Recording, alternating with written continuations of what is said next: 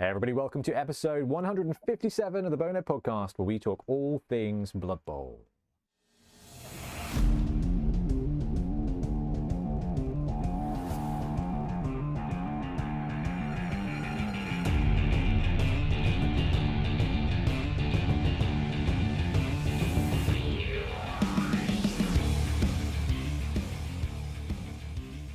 And jingle. Welcome back. I'm Ben, and once again I'm joined by Blood Type Ben. BT, how you doing? I'm doing very well, thank you. I'm less luminous this time. I don't know what I did. Yes, you've got much more of a human aura to you. Yeah, exactly. Yeah. It's very novel. Yeah. I remember seeing a comment on one of the last videos. It was just, why is Ben so pale? And I was like, I don't know what happened there. The lighting situation is identical today. Yeah. And we're also joined by TO extraordinaire Ian Triple Pow Triplo. Trips, are you doing all right? I'm very excited for the weekend. Oh yes, yes. Now Trips is a man who has got enough colours in the background to never ever appear pale. But anyway, yes. This weekend, BT, it's episode 157. What are we talking about? What's we got coming up? We're going to be breaking down some rosters for our upcoming Beachhead tournament this weekend. I am so excited for Beachhead. We normally do 11s and then 7s, and Ben and I think Milton were both like, hey, let's do 5 11s instead. Let's make it a proper big event tournament. And Trips, how many we got signed up?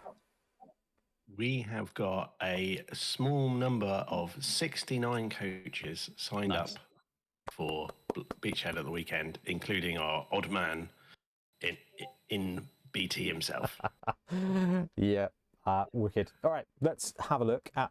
Let's talk some Blood Bowl. Start recording. All right, so we've got Beachhead coming up this weekend, but before we go into that, I just want to have a little round chat. How's hobby going, guys? We talked about it pretty heavy on the podcast last episode, the other week, some point, and I just thought we'd have a bit of a hobby check-in to see how everyone's getting on, because Ben, you had a ton to do from... You still do? Yeah. So I thought we'd do a bit of a hobby check-in. What have you guys been up to? Anything good? Yeah, I mean, I've been sticking to my Pomodoro techniques I mentioned last time. That's been going very well. Very productive. Yeah, I've finished up a project just this week. That's gone. So that's one down. Got another one that is finishing up probably this week, which is another one down.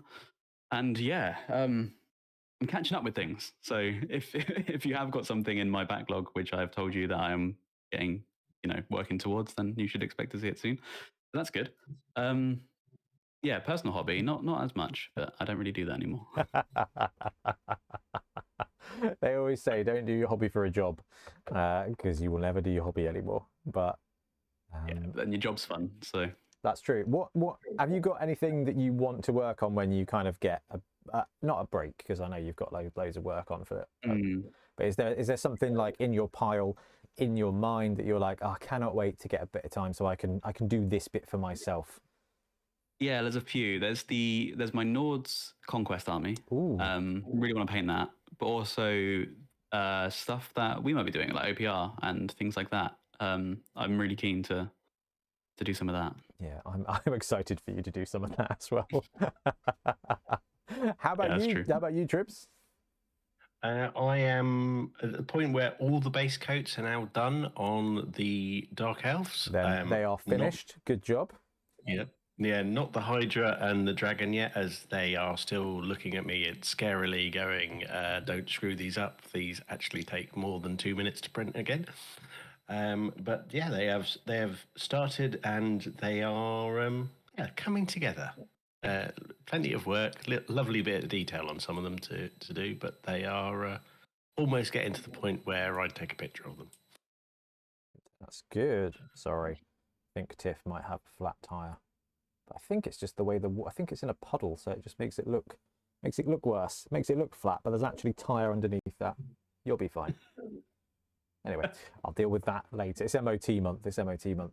Yeah. I have done a couple of bits. So I set myself a target of 1,000 points of stuff a month, which includes TV, like so Blood Bowl TV and everything. So I've got the Dwarf team, which is basically finished. I've got it to the point where I'm like, what I'd like to do is add some more highlights, but I probably won't. But I'd like to, but I probably won't. But that kind of, therefore, as far as I'm concerned, is finished. So that's one of the teams for the Berlin Championship done. I painted a bunch of stuff that you'll be seeing on a video at some point in the next few weeks, which is pretty cool. I'm still working my way through that.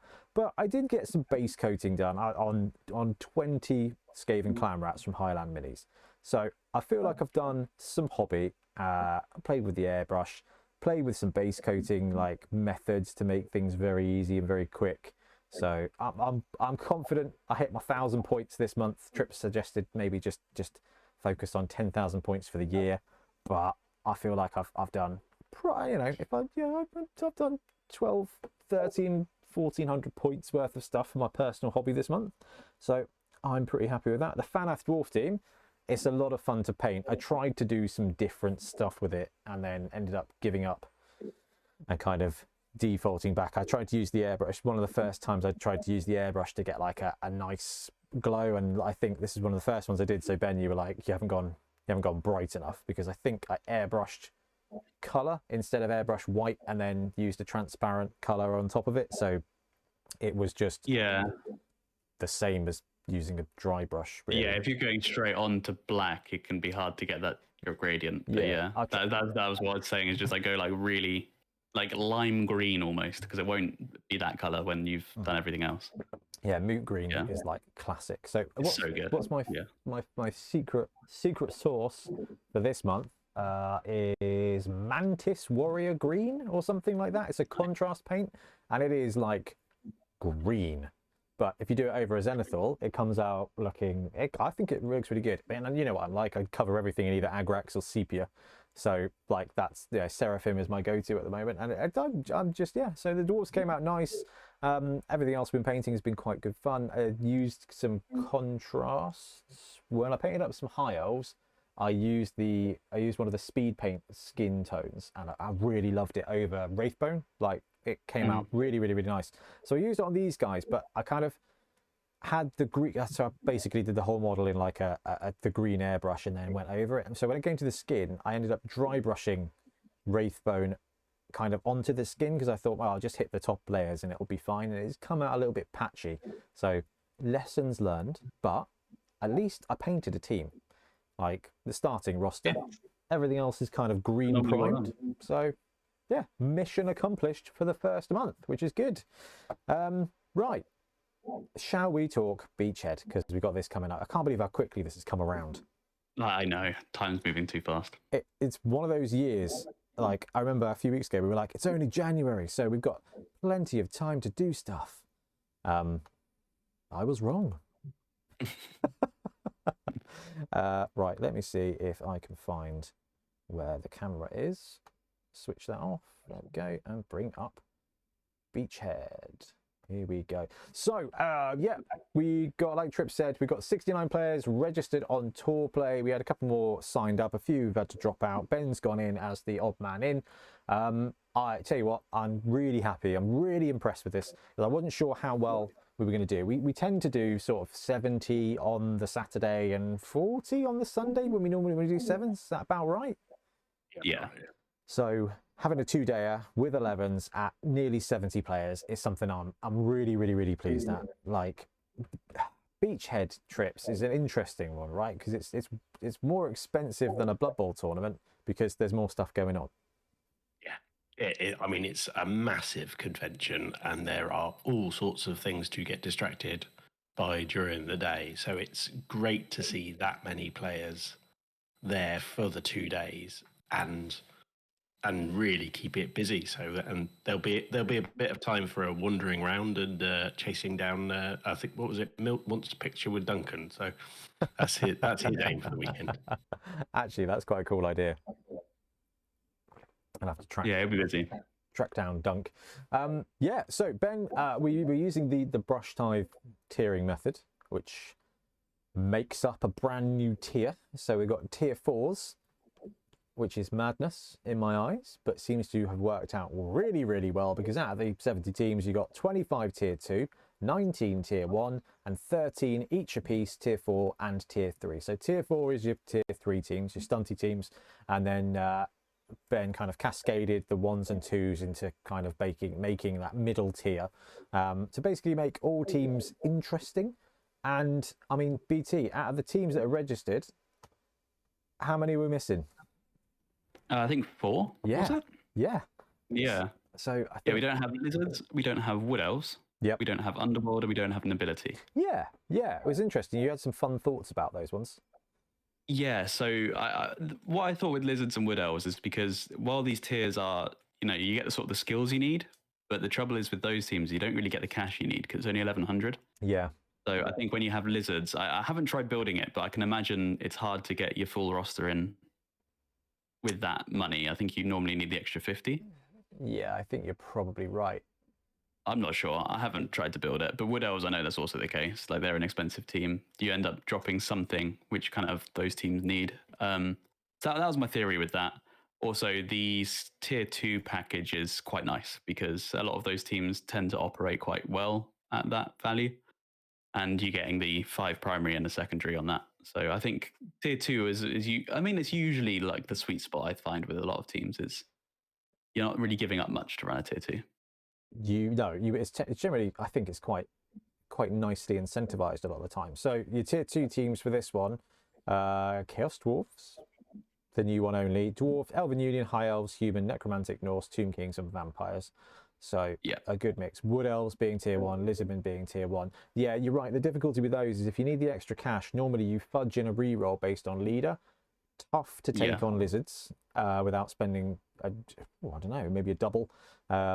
And Wood Elves, I mean, I think Wood Elves are pretty viable at 1100 TV with the tier 1 skill package, but they're probably just not as good as, some of the other elf teams. Like, we've got Dark Elves here, 1100 trips.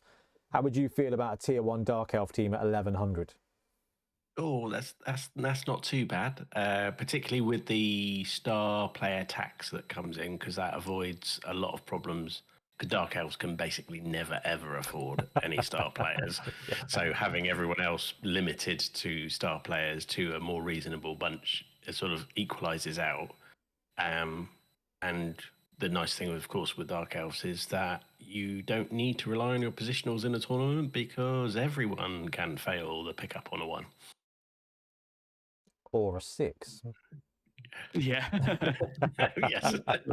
Just need a 6 to pass is the phrase. And make it was a 6 for pickup, wasn't it? Yeah. Yeah. Spoilers for some of the drama from this week's 7 Super Series. Wicked. Okay, so breakdown of the teams then.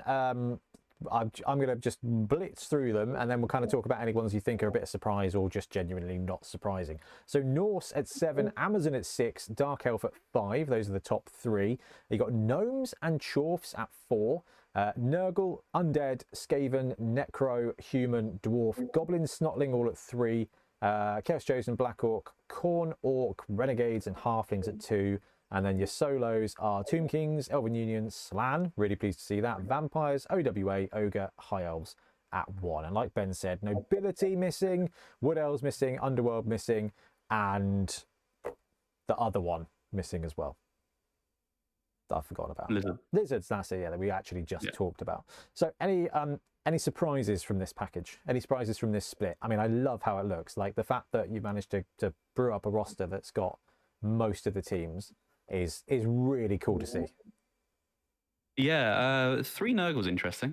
That's one that's usually taken less, and we almost put them in the bottom tier, the stunty tier, because that's also not uncommon. But yeah, no, 3 Nurgle's awesome. I was kind of surprised because that's one that's usually quite an expensive team to build. So I don't know, we'll have to have a look at some of those rosters maybe. I was surprised that we did actually have some stars being picked. Because the tax is quite punishing. Like, as you lose 2 primaries on anyone taking a star, and when you've got less skills anyway, then yeah, exactly. When you've got sort of you have more than we usually do, but still less than a lot of tournaments, it's quite a lot to give up. what I am kind of surprised by, but not surprised anymore, is that we do have the Fen Beast in this rule set, which is our own star player, who's basically a strength 6 troll. And we did include the star player tax on him because he is a star player. However, I don't think anyone took him apart from me last minute because no one's taken him and I want him there. It's a tough one. He is a star player and he's not a star player, so I wonder without the tax would that have factored in? Yeah, next year we'll probably take off the skill tax for him alone. Yeah, well, so he is in one other team. We do have one other team with the Fen Beast and a giant in the team. So yes, in one team. Guess what race that team is? I don't know. I say it could be Snotlings, but it might be gnomes this year. It is the good old cheap as chips Snotlings. Yeah. 2 trolls, pump wagon, giant, and a Fen Beast.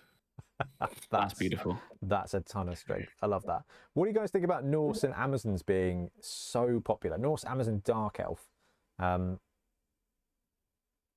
Amazons love this kind of rule set because Amazons excel low TV. They plateau a lot earlier than other teams do.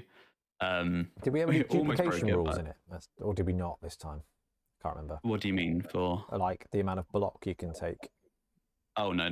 Oh, then that makes a lot of sense. So 5 primary at tier 1. Can you guess what they are? Yeah, well, I don't know. We've had a few mix. So we've got Greenskin Phil and Torquemada, the tournament fiend, both running Amazon on this. And I remember Greenskin Phil actually messaged me being just like, this rule set looks pretty good for Amazons, Ben. And I was just like, do your worst. So we might see the worst.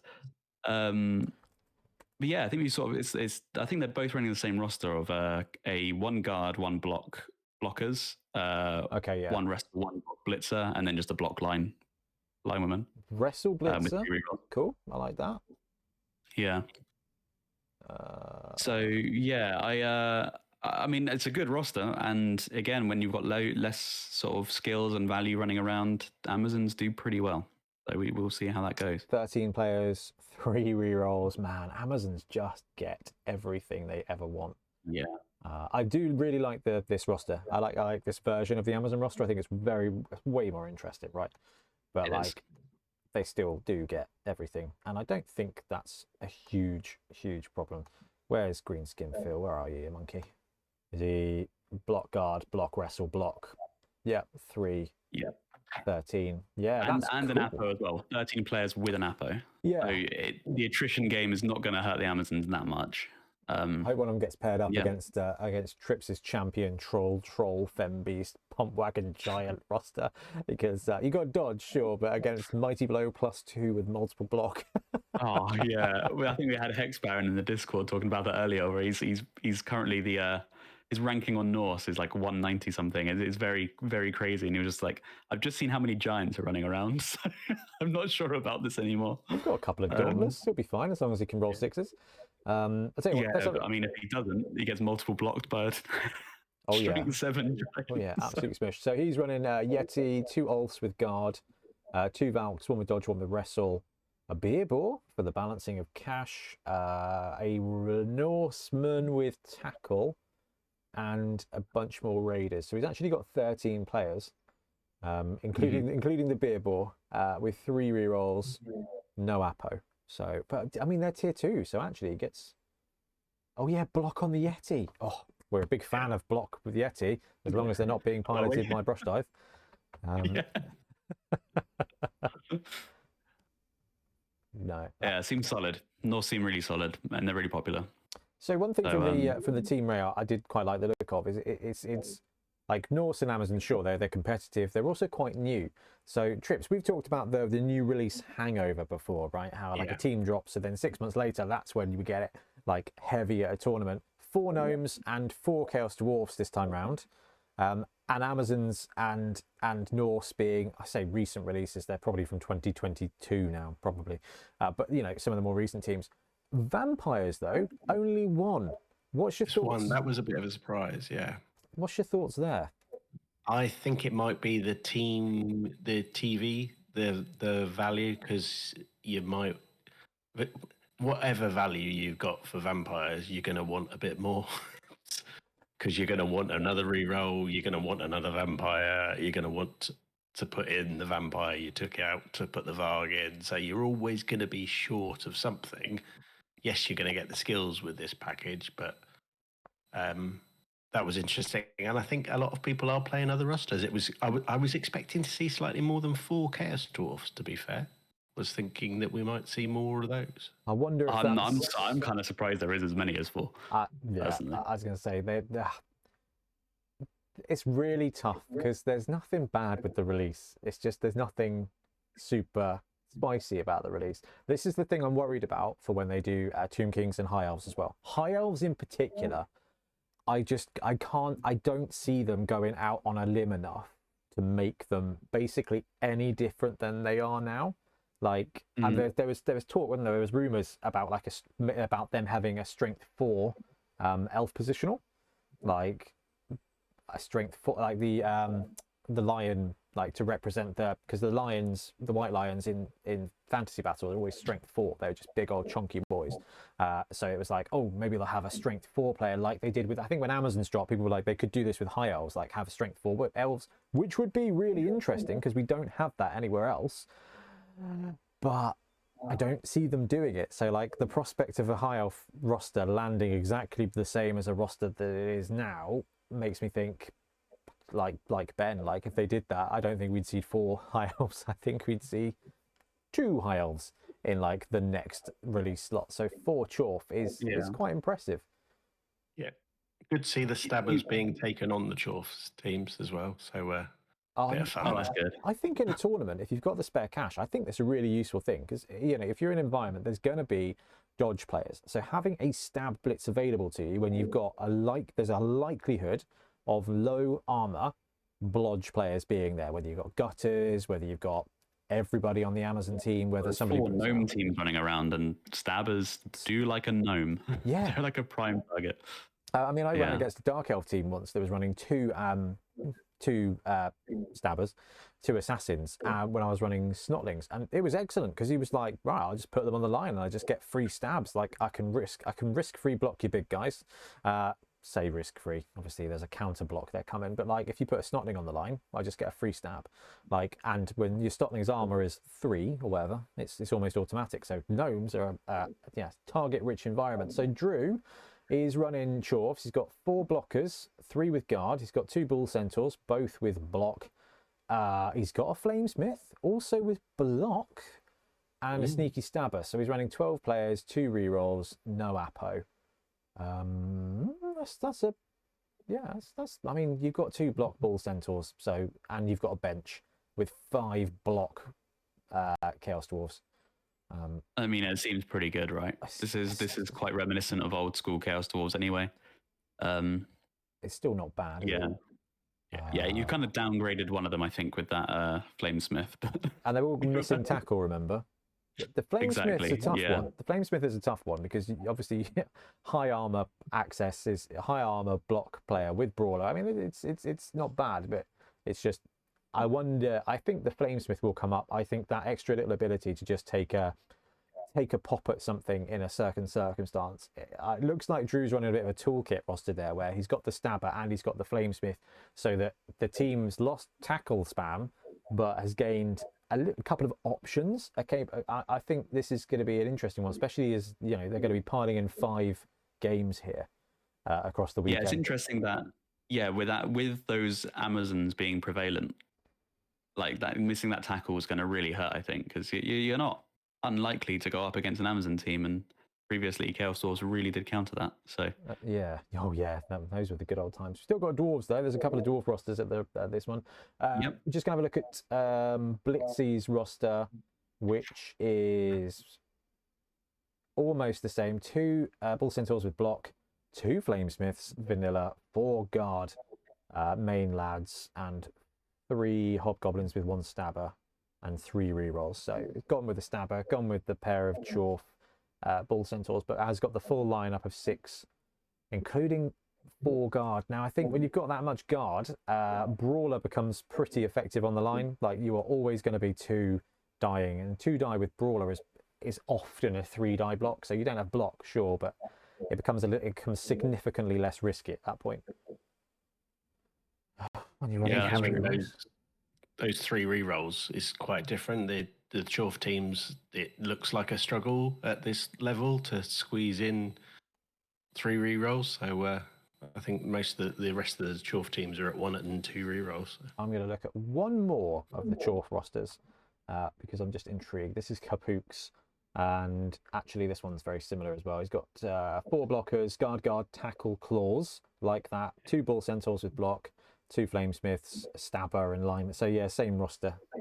Oh, there's secondary for mutations for them. For some reason I thought it was primary on Cursed Horse. No, it should be, potentially. There was a bit of an option, I think, but I believe it's secondary. Oh, tell you what, I've got the old spike here. Yeah, so we do have the classic dwarves. I'm assuming one of them is going to be Graham. That is an assumption. Yes. But Graham and Dalio, I can't remember who else we've got. Okay, so Borak is running 2 runners, 2 blitzers, 2 slayers, 1, 2, 3, 4, 5, 6 linemen. The 2 slayer build. That's always, you've got to have it. Both runners with block, a lineman with kick, a lineman with guard, another lineman with guard. Not got Mighty Blow on the slayers, but given a double to Gotrek Blitzby, the dwarf blitzer, which I do like that. He's going to have a blodge blitzer on a dwarf team with 3 rerolls, no Apo. I mean, that's plenty of tackle, so it might be that he's just kind of read the format a little bit and gone, let's just double down on dwarves doing dwarf things. Yeah, it's interesting. Like the kick's a choice. I haven't really seen dwarf teams with kick. I don't know if that's usually a thing they like. I love it. I mean, when you've got 2 guard there and all the block in the world to control the line of scrimmage, he's going to want to kick first drive, pin the ball right the heck back, and make that opponent split. They're going to have to go back, drop 2, 3 players back to secure the ball and that's going to mean he's going to have 11 on 9. Worst case scenario on the front line there. And when you're a dwarf team that is not afraid of 1 die blocks because they've got block and you've got a few guard in there, which means those 1 die blocks are not going to really be 1 die blocks very often. Like, your opponent has got a tough choice to try and disengage, and you've got tackle. So if you're up against an elf team or a dodge heavy team, it's a real, that's a real opening play, because if your opponent tries to disengage and it goes wrong, you are left in a position where you can just spend your first 2 turns piling block dice on your opponent, and it works really well for dwarves. So it's old school, but I do like kick in that one. You might be gutsy, you might drop the kick close and do exactly the same thing. Be like, right, bring you to me, and then I can just use my guard and block, frenzy block, to kind of open it up a bit, which I don't know, I think that's juicy. The double dodge on the blitzer, I don't know how much you're going to be dodging with an Edge 3+. I know. I think it's some flexibility though, right? Like, he's going to be standing a little bit more likely, but also like some of these bash teams, they need the piece that can just disengage and go somewhere else. Yeah, if you need to blitz a corner or something, you've got him. So I'm just bloodthirsty with dwarves. Like I think I prefer Mighty Blow on a Troll Slayer, because trips you run that with OWA a bunch, right? Mighty Blow Troll Slayer is just for the win. I mean, that's a devastating piece. And interesting, Dalio's gone with the Mighty Blow Troll Slayer, which is probably a safer bet, but the ability to try and dodge a dwarf out to try and get that 2 die block on a critical block could be a big difference, because it is one of the issues you get with dwarfs, that you get pretty stuck to where you are. As soon as you're in base contact, you have to block and free up a dwarf as opposed to reposition. Yeah, you got to fight your way out. So he's gone 2 slayers, 1 with Mighty Blow, 2 blitzers, both with guard. So he's going for the mobile edition. 2 vanilla runners, 2 blockers with guard, 1 blocker with Mighty Blow. Interesting, he's gone with a blocker with Mighty Blow there. I assume he's going to be in between the guard guys, taking just infinite 2 die blocks. He's running 12 players and 2 rerolls with an apothecary. So Dalio's looked at this and gone, everybody's got block with the exception of the Dwarf runners. I think I'm going to be okay with 2 rerolls.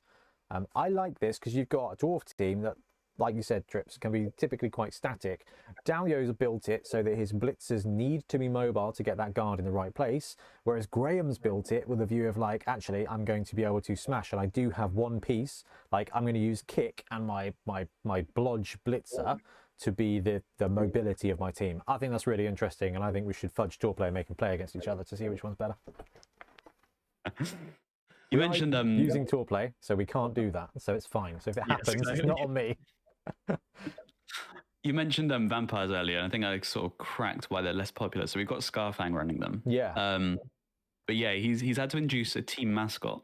So that implies that there's 30k lying around, where a vampire roster is normally on 1150, which would have an extra 80k, which is 2 thralls, which is really significant. So it's interesting. He's gone with 2 throwers, 2 runners, and the Varg, giving the Varg the double of the block, and everybody else has got pro, and he's got kick. My pick on the skill here with 3 rerolls and 13 players. No blitzers. Is that a choice? Is that cost? Yeah. Is that a cost choice, or is that? Well, I think they're the same price as the thrower, aren't they? Are they 110? Do I have that spike here? No, I don't. Well, I can see actually. I can see here. Yeah, I think you are They right. are 110. They are 110. Yeah. So yeah. I mean, you could upgrade a runner to a blitzer. I don't hate this. I don't mind this. Like the blitzers are good. The Varg kind of pits that because he's good at block. I'm a fan of movement 8. You don't need to. Movement 8 edge 2 is not bad. Yeah. It's not movement 9 edge 2, but not everyone's a gutter Runners runner.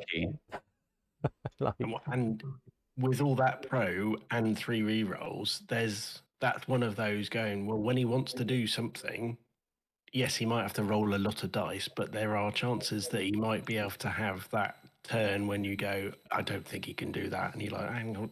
Yeah. Let me move 2 pieces in, hypno gaze. That's it. That's what I was going to say. One round.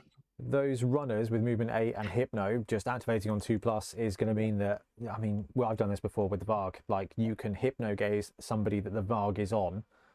Like, put a zombie on the Varg. Okay, cool. I'll just 2+ hypno gaze, 2+ that zombie doesn't exist now. Now the Varg is movement 5, frenzy, strength 5 with block, like freed up to go and just murder something, which becomes a real strong blitzer.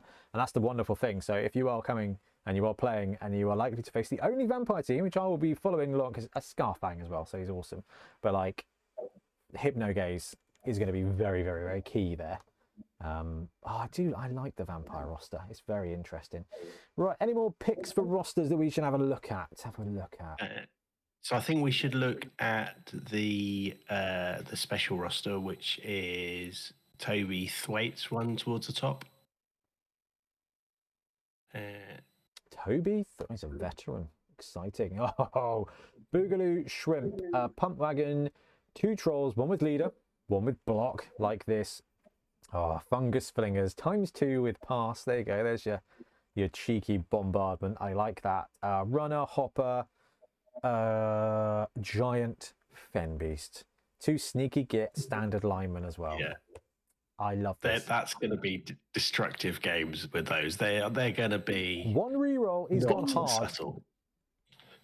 Who needs it? Number 8. You reroll everything it's built anyway. 8th ranked Snotling player in the UK though.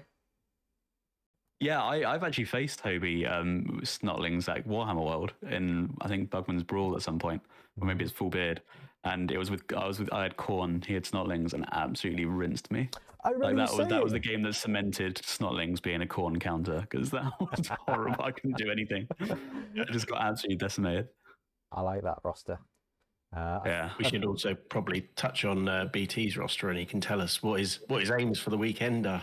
Yeah, I'm having a quick look because I always like to see what Primac is bringing. He's very good at reading and meta. He's running humans. Yeah. I wonder if this is one of the NAF 29.5 patch team things.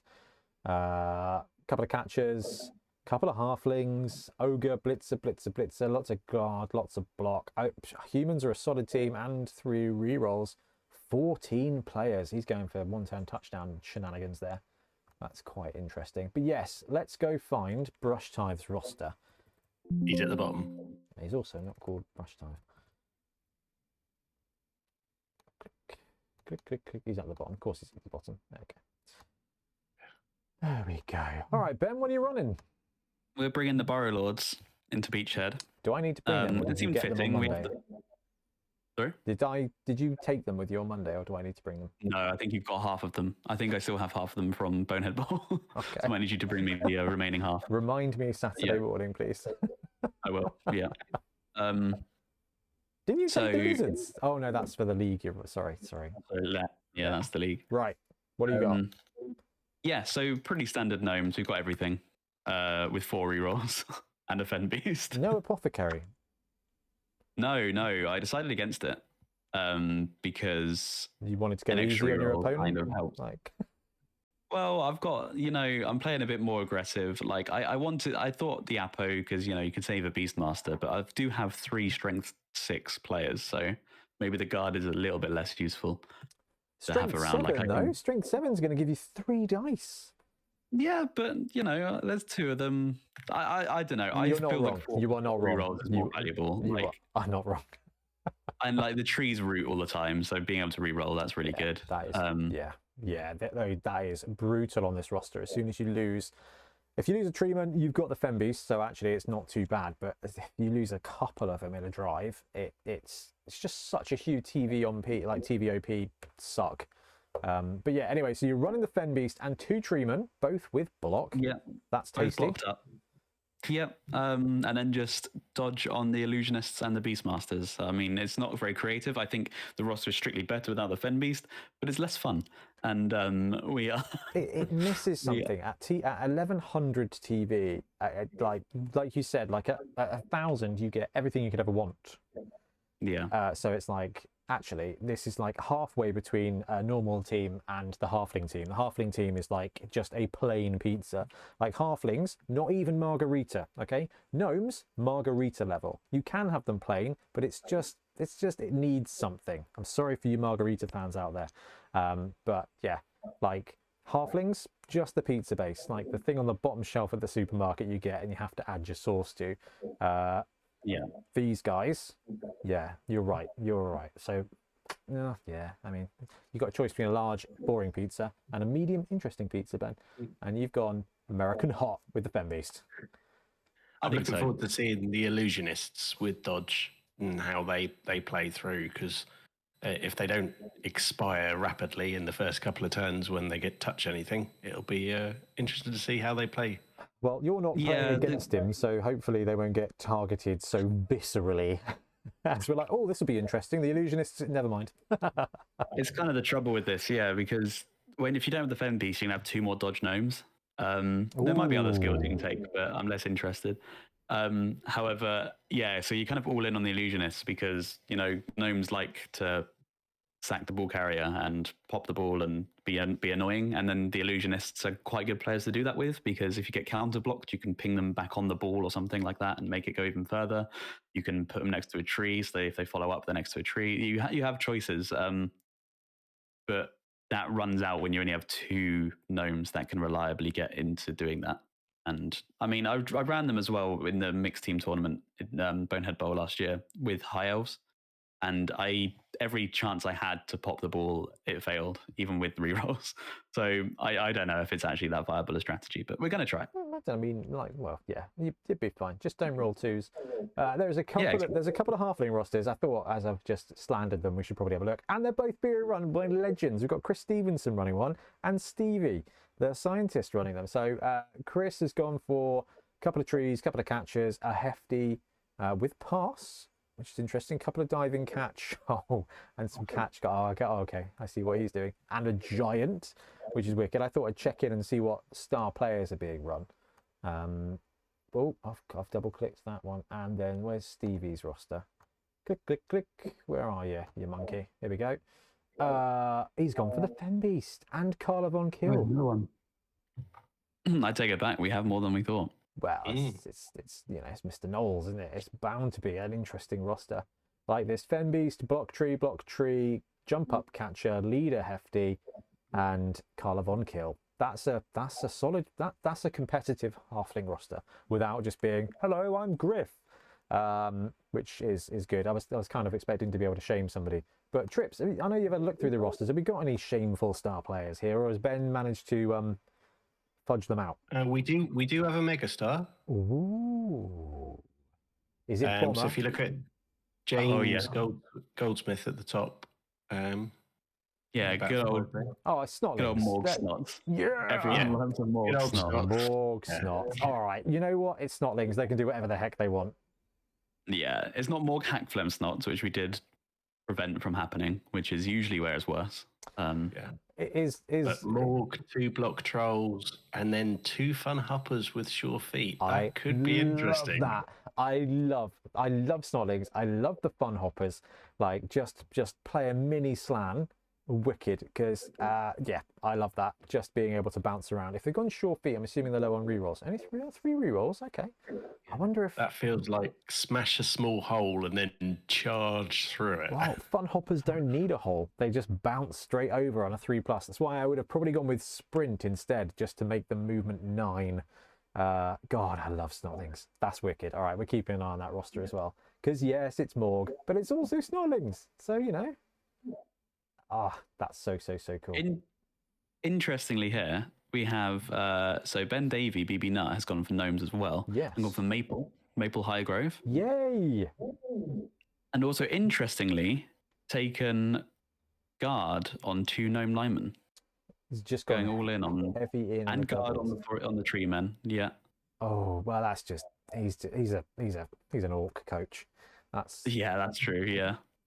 It'll yeah. either work or it won't.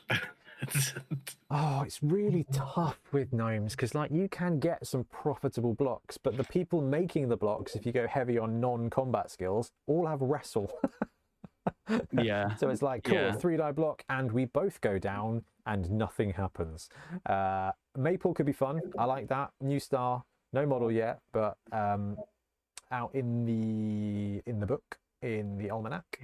So yeah, the range thing could be he could be trying to set up a big hit from a range from 2 squares away using a bunch of mobile and immobile guards. That's 6 guard players here.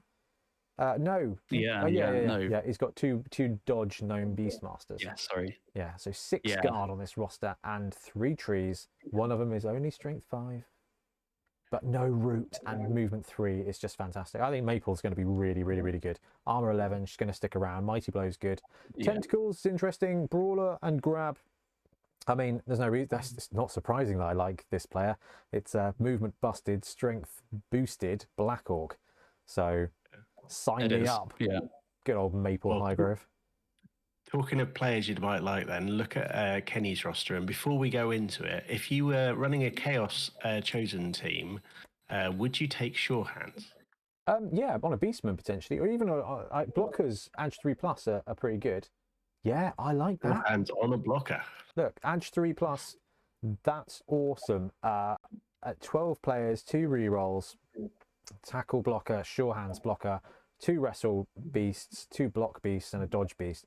That is this Kinney. Ooh, this is risky. Kinney's good. So that's a bit of an all-rounder roster.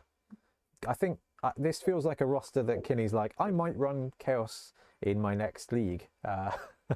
This is how I see them growing up. Let's go give it a go. And that's what I've always liked about the TV value that we've done for our tournaments, is it does sort of represent 2-3 months in of a league team. That's the vibe, and I think that's a good place to be, because I just think that's when Blood Bowl starts to be its healthiest. You start to see some very cool things without anything being absolutely OP. Right, I love this. I mean, we've seen 10 or so rosters. The last 2 I would look at just for a bit of fun, particularly based on what we learnt through the 7 Super Series. There are 2 Renegades teams. Have a look at both of them. Ooh, Renegades. Where are you? All right. DT is running one. Dark Elf, Dodge, Wrestle, Skaven, an Orc, a Goblin with no skills, a Guard Troll, sure, an Ogre, Block, sure, a Minotaur, Juggernaut, sure. 11 players, 4 rerolls. Okay, I like that one. Not giving the Goblin 2 heads just feels Feels, Yeah, feels I feel that's a freebie I usually take. So in Magic, there's a thing called a stipulation draft where you draft, but there's a stipulation. It's normally set up by chat or something that's like you can only be black or you can't take any spells, whatever stipulation draft is. Feels like they've gone right. You can run Renegades, but you don't get the two-headed or extra arms goblin.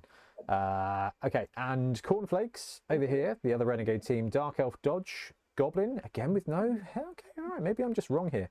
Renegade Orc, extra arm Skaven, love that. 2+ pickup with movement 7, Skaven. Thrower with leader, all right, cool. Troll Guard, Rat Ogre block, Grashnak Blackhoof, and a Renegade Ogre. Yeah. Oh, that's That's it. wicked. Yeah. Do you know what? No notes. I do. The No Dark Elf. reroll is brave, but leaders is clearly there to get that He's back. got one reroll. What are you talking about? Yeah. That's interesting. Yeah, you can't quite fudge that in any other way. He's got 5k, so actually you could have taken a lineman. Oh no, their rerolls are like £1 million, aren't they? So no. Yeah, Oh, 70k on there. so Yeah. Dodge Dark Elf's good. Edge 2+ with the ball, Skaven is good. Guard Troll, Block Roger. That's a combination right there. The Ogre's always just going to be good anyway, and Grashnak. So that is a chunky boy of a roster. Oh, Trips, good spot. That's wicked. That's wicked. And this is the fun thing about the tournament, is that you get to wander around and ask everybody what their roster is and find out what they're thinking, what villainy they're thinking. Absolutely love it. It's a two-dayer that you get to see 4 of them up close and personal as a player as well. So that'll be a lot of fun. With 5 games. So BT's going to be our odd man in, which is wicked. Yeah. And Trips and I We're on a 68, I think, confirmed. I think Friday unfortunately couldn't make it. So yeah, if everyone shows up on the day, I'll be playing. Which is wicked, which means I can then go around and talk to everybody, take snaps of the games, which is going to be a ton of fun. And Trips can be the TO extraordinaire himself. Milton is going to be there on the Saturday. I think mostly because he has trust issues when it comes to us running a tournament, but he's not going to be available on the Sunday. So hopefully he'll be there to do 60% of the work and then leave us to just hang out with everybody on the Sunday. And on the Saturday night, I'm going to be bringing all of our standard rosters. So Saturday night, the plan is to go back to the BIC after everyone's gone out for dinner and play some 7s. I'll be there till about 10 o'clock.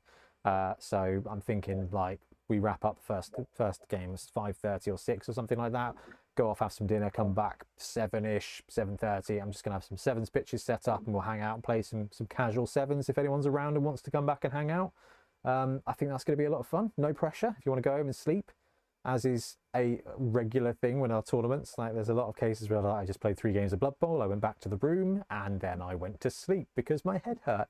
Because I guess there is a bit of a public service announcement, is like Tripp said, this is an expo.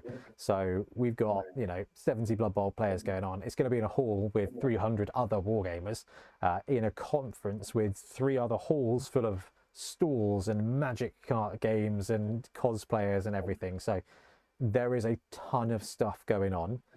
It's not just a Blood Bowl tournament. It's a great Blood Bowl tournament, but the whole weekend is just some cool stuff. And I'm really looking forward to picking up the pieces on Sunday with those people who have made it, who haven't had to go home because they're exhausted, haven't gone missing and done a Joe solo because they went out drinking and just gone AWOL, to kind of finish off the tournament on the Sunday. I'm really excited. Really excited, guys. This is great. Ben, you've done a great job like changing this into something different. I'm really jazzed for this. And Trips, you've done an excellent job making sure that I don't stream it. So right. I think that's everything we've got. Ben's had to run away anyway, so I can only assume it's a fire or Milton's broken out of prison and is at his door looking for vengeance. Trips, any more for you today, dude? I just think look forward to seeing everyone there. Remember, if your dice are that bad, there's a whole nother hall of vendors to go and buy some dice from at the weekend. There'll be plenty of dice. I'm going to be doing some paint shopping because it's Entoyment. Entoyment are going to be there with all their stuff, and I need to pick up some more air paints. So I'll be doing that, but otherwise I'll be hanging out with you guys playing Blood Bowl, which I'm very much looking forward to, and hopefully Ben will get to play and can be the punch bag for the weekend. Hopefully, yeah. And I will do my best to remember your gnomes. Thank you. Pressure's on. Right, we're going to wrap up. Thank you very much for joining us. We'll be back soon with more Blood Bowl content. Happy blocking.